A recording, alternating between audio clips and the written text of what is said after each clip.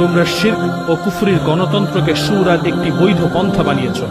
তোমরা সত্যের ক্ষেত্রে নীরব থাকা এবং মিথ্যাকে অস্বীকার করতে যখন ভয় হয় তখন প্রশংসনীয় ধৈর্যের নাম করে মিথ্যাকে গ্রহণ করতে শিখিয়েছ। তোমরা মুরতাদ শাসককে মিত্র হিসেবে গ্রহণ করা এবং এই জালিমদের উপর ভরসা করাকে হিকমা, আত্মসংযম এবং সঠিক দৃষ্টিভঙ্গি বানিয়েছ। তোমরা কাফির জালিম শাসকদের বিরুদ্ধে হক কথা বলাকে বানিয়েছ কর্তৃত্বশীলদের বিরুদ্ধে বিদ্রোহ। আল্লাহ যা নাজিল করেছেন তোমরা তা গোপন করেছ এবং জিহাদকে হারাম বানিয়েছ।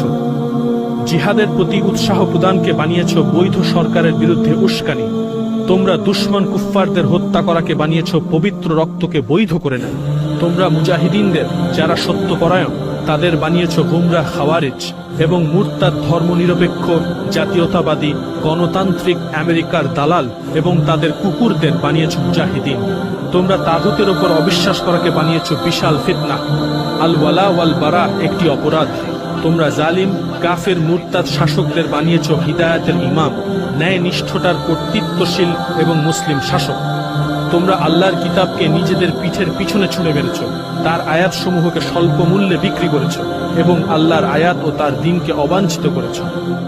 হে মুরতাদরা, তোমাদের উদাহরণ হলো কুকুরের মতো এবং কিতাব বহনকারী গাধার মতো। তোমরা হিদায়াতকে বিক্রি করেছ গুমরাহের বদলে এবং ক্ষমাশীলতাকে শাস্তির বদলে। তোমাদের উপর আল্লাহ, ফেরেশতা এবং সমস্ত মানব জাতির লানত।